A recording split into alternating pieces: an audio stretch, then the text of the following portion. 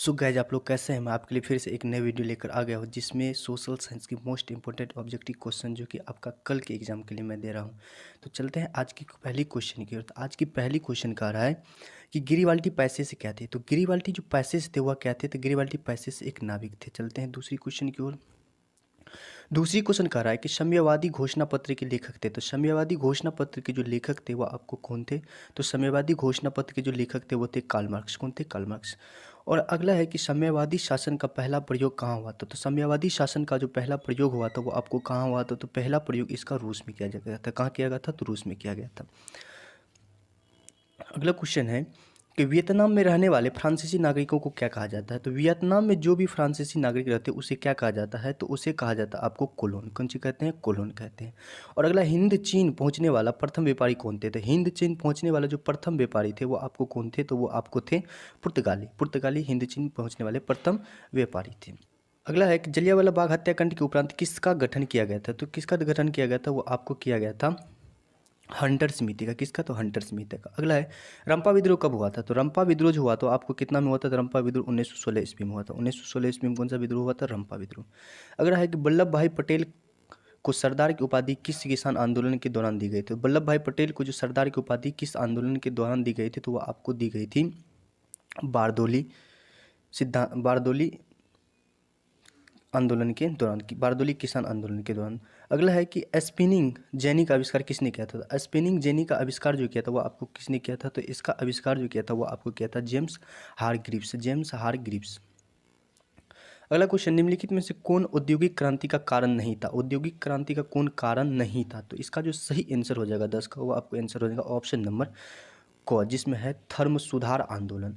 अगला है धर्म सुधार आंदोलन होगा 10 नंबर का सही आंसर। अगला है देश के बांध को किसने भारत का मंदिर कहा था। तो देश के बांध को किसने भारत का मंदिर कहा था वो आपको कहा था, कौन कहा था? पंडित नेहरू ने। पंडित नेहरू ने क्या कहा था? देश के बांध को भारत का मंदिर कहा था। अगला क्वेश्चन है भूमि का मूल्यांकन उसके किस गुण से निर्धारित होता है। तो भूमि का जो मूल्यांकन होता है वो उसके किस गुण से निर्धारित होता है। तो वो उसका होता है उत्पादकता से। अगला क्वेश्चन है कि सबसे गहरी खारे जल की झील कौन है। तो सबसे गहरी जो खारे जल की झील है वो आपको कौन सा हो जाएगा। वो आपको हो जाएगा ऑप्शन नंबर ए, मृत सागर। अगला है कि कुल उपलब्ध जल में पीने के लायक जल कितना है। तो कुल उपलब्ध जल में जो है वो पीने लायक कितना होगा। तो वो आपको हो जाएगा ऑप्शन नंबर ख, जिसमें है 2.5%। ये सब मोस्ट इंपॉर्टेंट क्वेश्चन है। आप सब ये क्वेश्चन करके जाइए और कल अच्छा नंबर आपको आएगा, हम आशा और विश्वास के साथ कहते हैं। अगला क्वेश्चन है यूरेनियम का प्रमुख उत्पादक स्थल है। तो यूरेनियम का जो प्रमुख उत्पादन स्थल है वो आपको हो जाएंगे ऑप्शन नंबर घ, जादूकोड़ा में है। अगला क्वेश्चन है कि पर्वतीय भाग में किस प्रकार के रेल मार्ग बनाए गए हैं। तो पर्वतीय भाग में जो रेल मार्ग बनाए गए वो आपको किस प्रकार के बनाए गए हैं। वो आपको बनाए गए सांकड़ी लाइन। चलते अगला क्वेश्चन की ओर। अगला क्वेश्चन कह रहा है बिहार की कितनी भूमि कृषि के अंतर्गत आती है। तो बिहार की जो कितनी भूमि है वो कृषि के अंतर्गत आती है। तो आपको आती है 3/4 भूमि। कितना चौथाई? 3/4 भूमि जो है वो आपको बिहार की कृषि के अंतर्गत आती है। अगला क्वेश्चन है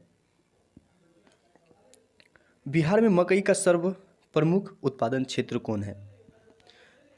अगला क्वेश्चन है कि बिहार में मकई का सर्व प्रमुख उत्पादन क्षेत्र कौन है। तो आपका जो इसका सही आंसर हो जाएगा वो आपको हो जाएंगे गंगा से सटे उत्तरी इलाके। चलते हैं अगली क्वेश्चन की ओर।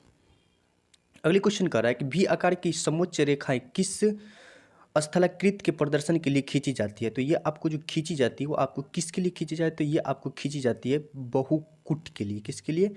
बहुकुट के लिए। चलते हैं अगली क्वेश्चन कर रहा है प्राकृतिक मानचित्र में मरुभूमि को किस रंग से प्रदर्शित किया जाता है। तो आपको जो इसको किया जाता है प्रदर्शित वो किस रंग से किया जाता है। तो ये रंग जो होते हैं ये रंग को कहा जाता है आपको पीला। कहा जाता है पीला।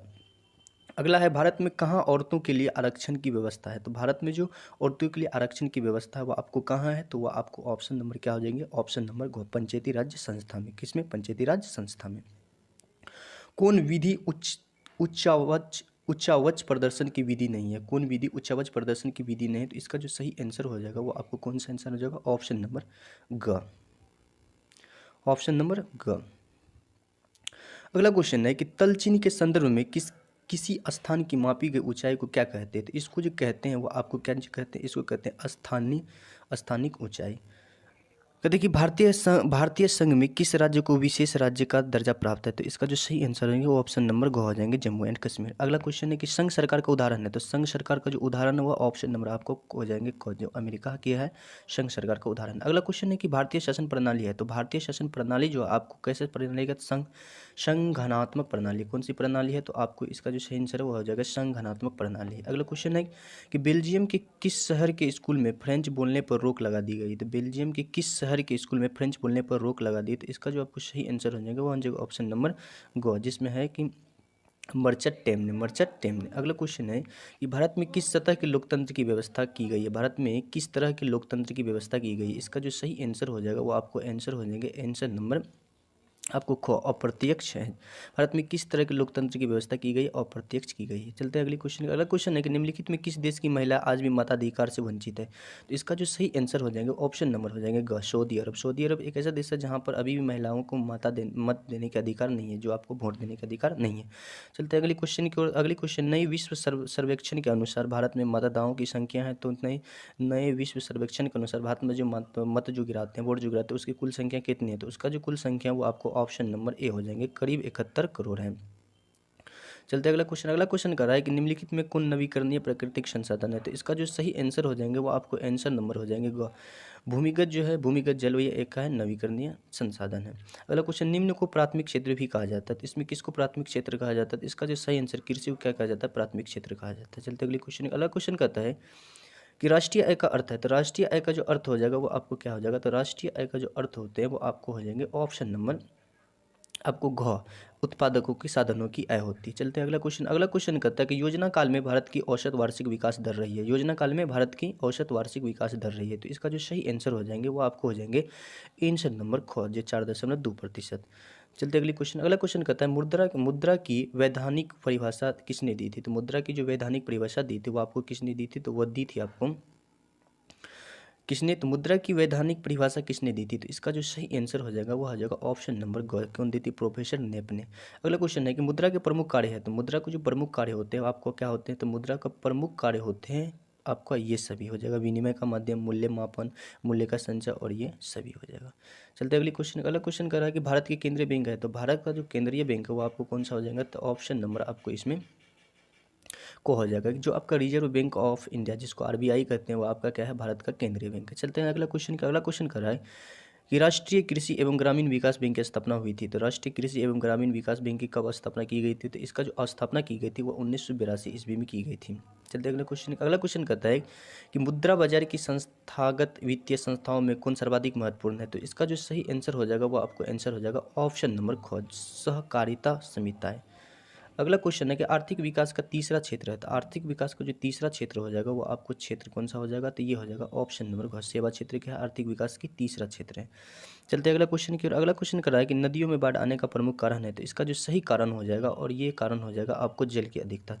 तो जी दोस्तों, आज इतना तक ही रहने दीजिए, आज वीडियो करते हैं लास्ट। और आपको एक चीज़ बता देते हैं, आप अभी तक मेरे चैनल को सब्सक्राइब नहीं किए हैं तो प्लीज़ मेरे चैनल को कर लीजिए सब्सक्राइबर, और साइड में बेल आइकन को प्रेस को भी दबा दीजिए, ताकि फ्यूचर में मैं जो भी वीडियो अपलोड करूँ तो वो आपको सबसे पहले उसका नोटिफिकेशन मिले। और जी बात करते हैं, तो मैं आपको इसी तरह का वीडियो देते रहूँगा। आप लोग एग्ज़ाम दीजिए, मैं आशा करता हूँ कि आप लोग बहुत अच्छे से एग्ज़ाम देंगे और अच्छे स्कोर कर पाएंगे।